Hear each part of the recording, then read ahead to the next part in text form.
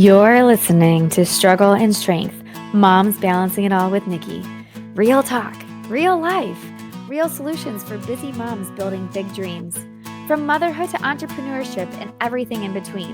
This is your space for truth, transformation, and the reminder that you're never alone in the chaos. Whether you're chasing kids, chasing goals, or just trying to make it through the day, I've got you. So let's dive in. Hey friends, welcome back to another episode of Struggle and Strength, Moms Balancing It All with Nikki. Today's episode is about something I know every mom has dealt with at some point, having to advocate for our kids.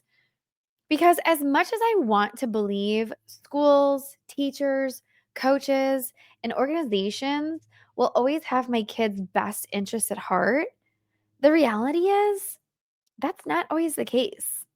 And it leaves us as moms carrying the weight of making sure our kids are seen, heard, and treated fairly. Let me just share a few examples just from this year alone. And I know we're already in the month of September of this year, but I'm talking about like the school year. And we're having some big issues with school. And last year we had similar issues. I just really didn't address it, and I wish I would have. But, it all comes down to the teacher that your child has. Really and truly, I feel like as moms, our kids are with these teachers like 6 to 8 hours every single day, 5 days a week, not Saturdays and Sundays, obviously, but during the school year. And that's a huge chunk of their life. And it's like you either get a good one or you get one that's not so good. And it's like, sometimes I just wonder, it's like, why do teachers go into teaching if they're not fully in it for the kids? And I'm talking like last year, my son's teacher, like it was barely even the month of May. Yes, I get it. It's all like close to summertime. But her response was like, oh, we're all like, ready for summer, me included. Well, I'm sorry, but like you still have a full month left of teaching. You can't just like give up on your kids. And this year, like we're in the very start of the year, and it's like, what is going on? So my son had this classroom assignment, and I pretty regularly check on their grades, especially when they're like super excited. They're always like, "Mommy, how am I doing in school?" And I'm like, "Okay, let me log into the portal and see." And when I log in, it's like there's this glaring red mark that says missing assignment. And I'm thinking, what? Like, how are we just a month into school and we're already missing an assignment? That seems really weird to me. And it's not even a homework assignment, it's a classroom assignment. So I get it. You've got 27 kids in the class. That's a lot of kids to deal with. Totally understandable. However, like, how in the world are you having any child miss a classroom assignment? I can understand a homework assignment because maybe some kids don't turn it in and you're just going through and you're thinking, okay, I've got everybody's, maybe not this one child, but a classroom assignment, come on. And so I saw that and I told my son, I said, you need to go ask your teacher what this assignment is. And so he was like, okay. So the next day he comes back and I said, did you ask her? And he said, yeah. And I said, well, what did she say? And he said, well, she didn't know what it was. And I'm thinking, like, you're the teacher. How do you not know what assignment that you put in the portal is missing? like, like that to me is beyond imaginable. So then I said, okay. So I printed off a paper that had the missing assignment listed on it that said missing assignment. So the next day, it's like, take this to your teacher. Tell her that this is the assignment that was missing. So he takes it to her and she's like, oh, well, that's in your unit science book. Do you have that? And he was like, no, you haven't given those back to us yet. She's like, oh, well, you need to ask your homeroom teacher. Okay, my kid's in 4th grade, and I get it. They have 2 teachers, but at the same time, it's like, okay, this is your subject. You're the one marking this missing assignment. Wouldn't you make sure that an 8-year-old that you help an 8-year-old find the missing assignment? I mean, in the meantime, she's given him a 0 for it when he was in class, not missing, and yet I'm still like at a loss here. So I'm like, okay, like this is getting a little ridiculous. So then the third time he goes and I tell him, look, you need to ask a classmate what this assignment looks like. You need to go to your homeroom teacher and ask him, where's this assignment? And then you need to ask your science teacher again about this assignment. And so he did those three things and he came back still with no answers. And I'm thinking, oh my gosh, at this point, I'm about to rip my hair out. Like, have you ever felt that way before? It's like, I can't go in there and talk to the teacher. So I'm having to send my 8-year-old child in there to advocate for himself upon my request because his teacher, who should be looking out for him, is like, I don't know. Oh, well. Like, I don't know about you, but a 0 doesn't really rest well in my household, especially because my kids are so what's the word? They are so excited when they get on the AB honor roll or A honor roll or they have perfect attendance. Don't even let me go there about the perfect attendance. It's like last year, the end of the season, this like school year, and my son was like looking forward to getting perfect attendance, and all of a sudden he doesn't get it at the assembly. And why? Because his teacher goes, "Oh, you were absent yesterday." He was like, "No, I wasn't. I was here." She's like, "Oh, yeah, that's right." I mean, how do you not even know what kids are you in your classroom? But this is like a constant thing that is going on, and I don't understand how these teachers are not looking after our children. So make a long story short about my son and his science homework, I'm having to tell him to go so then, after all of this, it's the third attempt he's made. I have to email his homeroom teacher and be like, "Look, he's had to go ask his teacher 3 times what this assignment is about, where it is, why he still has it missing. Can you please help?" So he writes back and says, "Yes, I will help out." So then they find the book, they look through the book, and guess what? Everything in the book is completed. So where is this missing assignment? So now we're like 3 weeks into this missing assignment, no idea what's going on. And the teacher tells him, "Oh, I'll go home and I'll put the grade in." And then the next day, it's still not in there. And she goes, "Oh, oops, I forgot." I mean, the first quarter is about to close, and this child may or may not have a 0 on an assignment that is not missing, that is not incomplete, but yet the teacher somehow missed. And I don't understand. Like, your one job is to take care of these children, teach them, and make sure that they have their grades in the grade book. And that's another thing. My daughter, oh my gosh, last year, her teacher at the end of the school year didn't even put in the grades. They had like 1 grade in the system for the whole school for the whole like second semester. And so because of that, she didn't get on the AB honor roll. And then after the school year closed, then her teacher finally put in like some of the grades that they did, but not even all of them. And so she would have gotten on the AB honor roll had the teacher put in their grades. I mean, do they not understand that these kids are like striving for these milestones in their life? And I get it. Like AB honor roll, A honor roll, like perfect attendance. Yeah, like my kids are weird, okay? They this is like they live for this stuff. And when they don't get it, it's like the end of the world for them because they know like I've been in perfect attendance. I mean, if I have to pull them out of school for a dentist appointment or in a doctor's appointment, they're like, "No, mommy, I can't miss school. I need perfect attendance." I mean, that's how crazy my kids are, but they live for this stuff. And these teachers, they don't like take it very seriously. And so you're ripping that joy from the child. And so, so I've got that going on this year. I had it going on last year. Then my son, my youngest son, like his class, I thought his teacher was supposed to be like this strict teacher and we were so excited.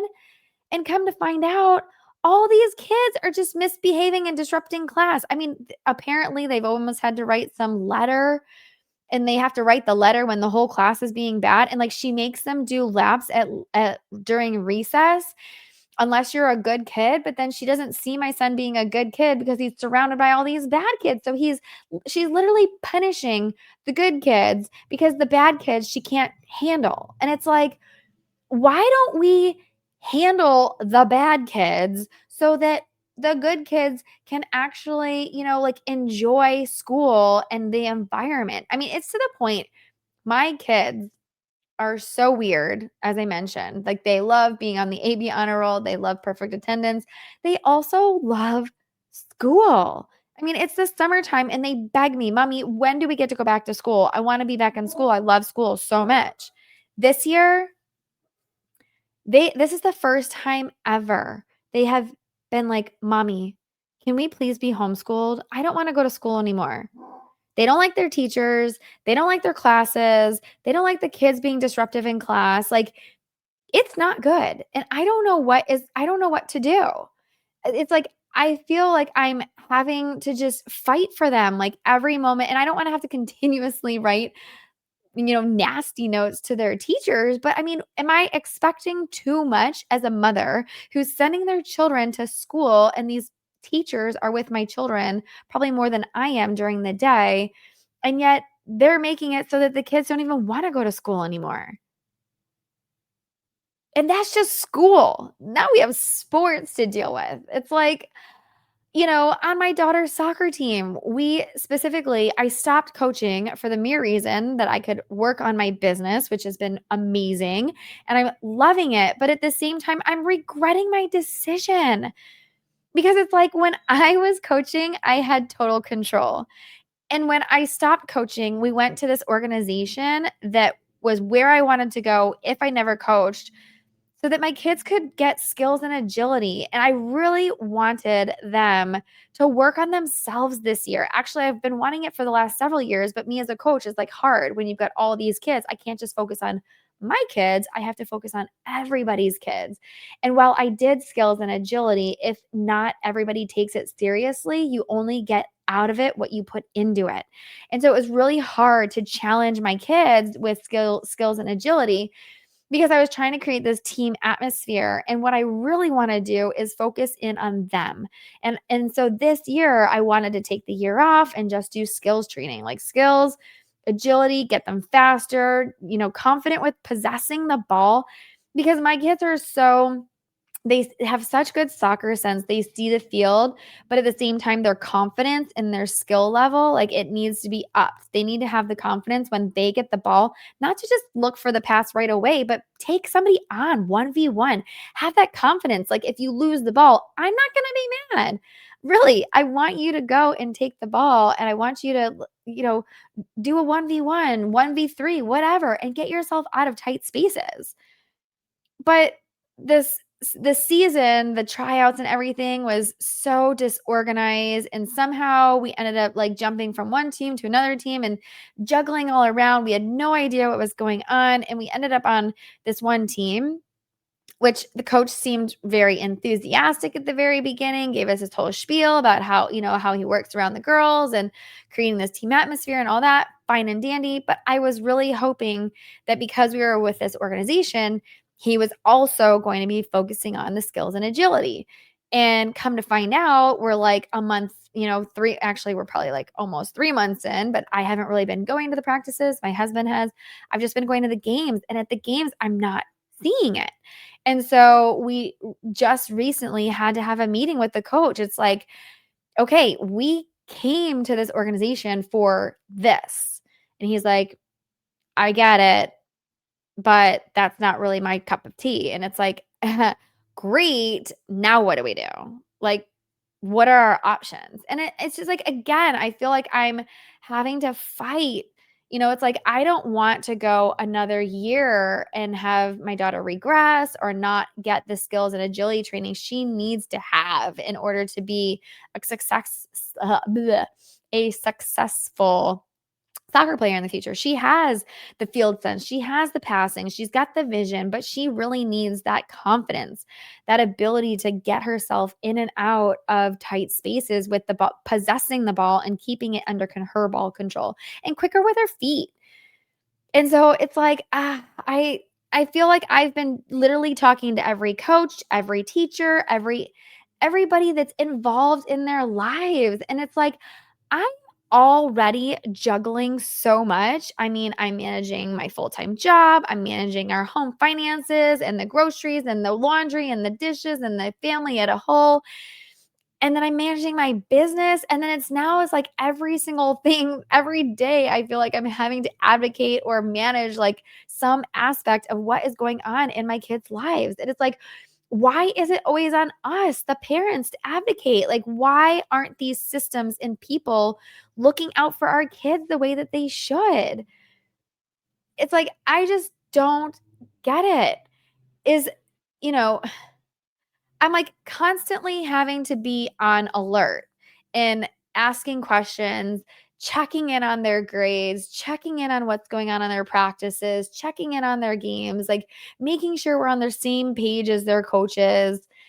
And it's like, oh my gosh, it's so exhausting. And I don't want to have to be that like hover parent where I feel like I'm a helicopter having to control everything. Excuse me. But that's the way that I feel like it's having to be. And I don't remember that life was this difficult when I was growing up. It's like, is the teacher grading fairly? I feel like I'm having to constantly watch and make sure. Like my son, the one that's missing the science grade, he also has this grade that's in the system. Like there's a line for it from the 16th of September, which is a couple weeks ago, but there's no grade on it. So is she missing that one too? I just don't want to continuously have to monitor his grades and be like, are you putting this in? What is going on here? Is the coach providing training that we paid for? Like we are paying an arm and a leg for something that we thought we were getting. And now it's like, okay. And then is the classroom environment like safe and supportive? Is the teacher providing like a safe and, environment to where these kids are feeling comfortable, where they're going to be able to learn and grow and develop? And when it's not, we're having to step in, because if we don't, who's going to? It's like my boys just started playing tennis. And their first tennis match, it was kind of shocking because there's 2 coaches and there were 3 games going on, and they were having to score their games themselves. And, not even coming from playing tennis, they're just starting. Like, haven't even played a game ever, and now they're supposed to be scoring their own game. And I had to tell them, like, you need to speak up. If the ball goes out, you need to call it out. Otherwise, the other little opponent is going to be calling it their point. And it's just like another thing we're having to monitor and step in. And it's so exhausting. It feels like every day is a new battle to make sure that our kids don't fall through the cracks. It's just like I I'm not sure what is going on with today's society, but it's like I feel like we're having to be their lawyer on the side of the courtroom of their life. We're specifically having to be there and make sure that they're getting what they need. And I mean, I can't even imagine. I know, there's moms out there who are having to fight for like special needs and stuff for their children. I can only imagine that it is even that much more difficult. I mean, it's always something, and I don't want to have to, I'm not fighting for special treatment for them. I'm just making sure that their voice is heard, that the facts are clear, and that they get a fair shot. And it's exhausting having to constantly be monitoring and making sure that every person in their life is doing that for them. And, one thing that I've really started to do is tell encourage my kids to advocate for themselves. Like with my son and his missing assignment, I told him, "You need to go ask your teacher and make sure that you stay on her until it's in the system, that she needs to go in there and put it in the grades." And he went back the next day and asked her, but then she said, "Oh, oops, I forgot." So, of course, now it's the weekend. So, starting next week, I'm going to have to tell him every day, you're going to have to make sure that she is going in there and that she's putting your grade in.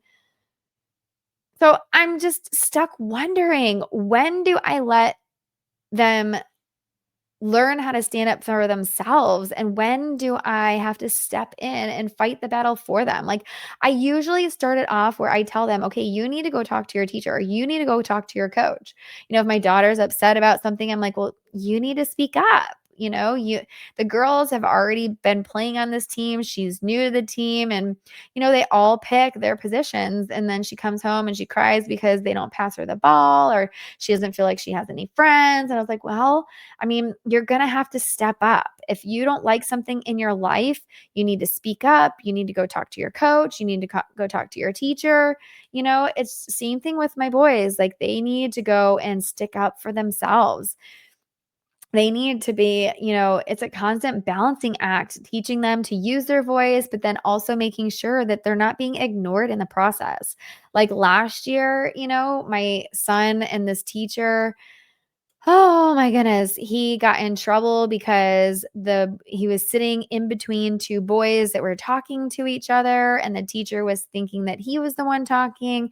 And the boys even went up and said, "No, he wasn't talking." But the teacher was like, "Oh, too bad. Your name's already on the board." I mean, that to me is defeating for a child. Like when they're coming up and they're advocating for themselves and you're like, "Oh, well, too bad, so sad. What's done is done." Like, what is that teaching him?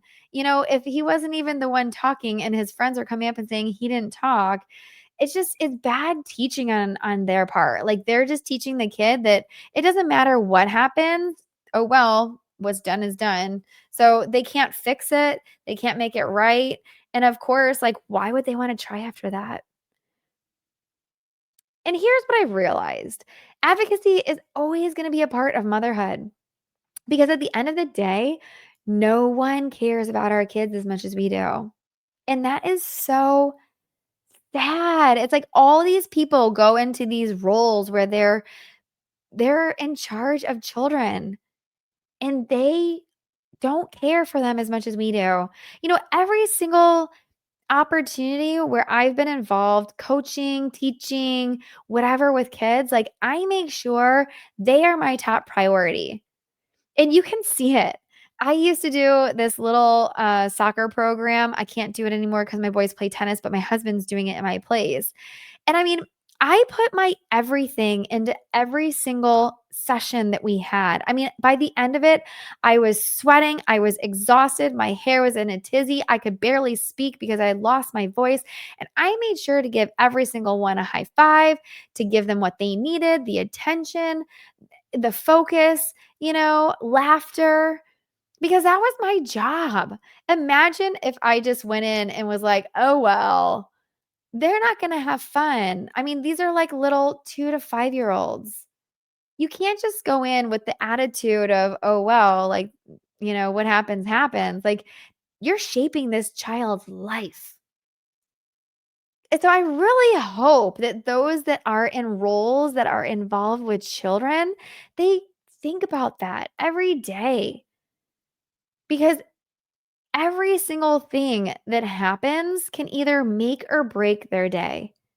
If it's just a small little thing, my kid was getting out of the car on Friday to go to school, and he tripped and fell and scraped his knee on the curb, and I don't even think one teacher that was out there at Carline even noticed or even asked if he was okay. And I'm supposed to just drive off and be like, "Okay, oh well. So sorry. Hope you feel better. Hope somebody acknowledges it and takes care of you." I mean, my daughter was. but she's only 10. And while, yes, it's frustrating, exhausting, and sometimes unfair,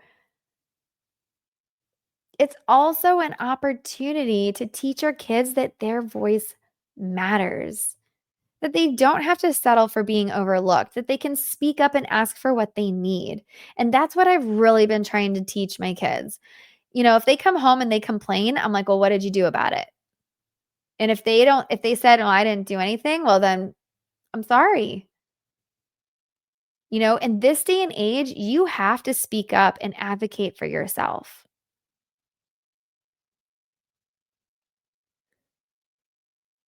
And here's the analogy that really helps me. Advocating for your kids is like being their attorney in the courtroom of life. As I mentioned before, we're not fighting for special treatment. We're simply making sure that their voice is heard, that the facts are clear, and that they get a fair shot. Because it happens. Kids get overlooked all the time. I can't even imagine being a teacher of 27 kids. Let me just tell you that. And I get it. Our teachers are overworked. There's tons of kids they're responsible for, and they're packing these schools like they pack the airplanes these days. However many fits. If it fits, it ships, right? Well, no. I mean, that's impossible. I get it. But we also have to make sure that we're, taking care of those kids, creating that environment in which they can learn. That means you're going to have to discipline the bad kids and not everybody. I don't feel like every single child should have to walk 5 minutes at recess if there's a handful of kids every single day that are getting demerits and almost kicked out of school. Those kids need to be dealt with and they need to have parent conferences, get their parents involved. Tell the parents that they need to help shape those kids.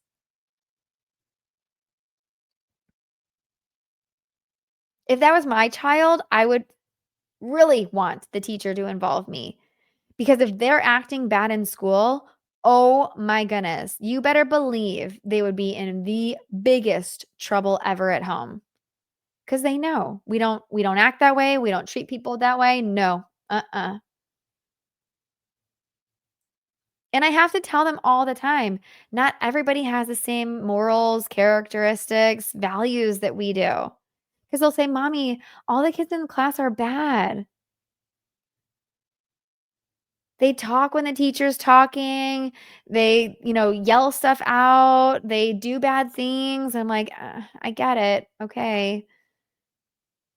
You're going to have that everywhere you go. There's the rule breakers. There's the ones that are loud. There's the ones that don't wait their turn. It happens in even adulthood. But I'm glad they're learning that now.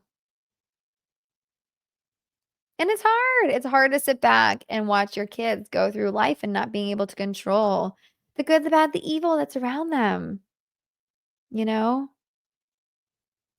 I don't want my kids to cry to say that they don't have any friends or that, so and so was mean or I mean, that's like the worst thing ever when you can't be there and be mama bear and you know, make them feel special and loved. But I'm hoping that one day by me helping them learn to use their voice, that they're going to use that in their own lives, their careers, their relationships to get their dreams. Because if I always am over them having to take care of all of their problems and solve them for them, that's not teaching them anything. But I still don't want to get to the point where I have to be involved. I would really rather it be that the children can talk to these teachers, coaches, organizations, whoever, and figure it out. If a kid came to me and had an issue and had the guts to stand up for themselves, I'd be like, good for you for sticking up for yourself. So, mama, if you feel like you're constantly fighting for your kids, whether it's with teachers, coaches, organizations, I see you. I'm right there with you having the same struggles. And it's exhausting and it feels unfair. But it also matters more than we know. Because in every conversation, every email, every meeting, we're not just fixing a problem, we're modeling advocacy. We're showing our kids what it looks like to speak up, to stand tall, and to refuse to be overlooked. So, if this episode resonated with you, or you know some mama that's struggling with this, please tell them to subscribe, leave me a message. I'd love to hear from you. Thanks so much for hanging out with me today. I hope that you are right there with me, advocating for your kids, teaching your kids to stand up for themselves and use their voice. And until next time, keep showing up, keep speaking up, and remember, you're doing better than you think. If you're a mom trying to start a business and don't know where to begin, I've got you. Just head over to creationsbynlw.com and book a strategy call with me. Let's map out your next steps together. Until next time, keep showing up, keep dreaming big, and remember, you're doing better than you think.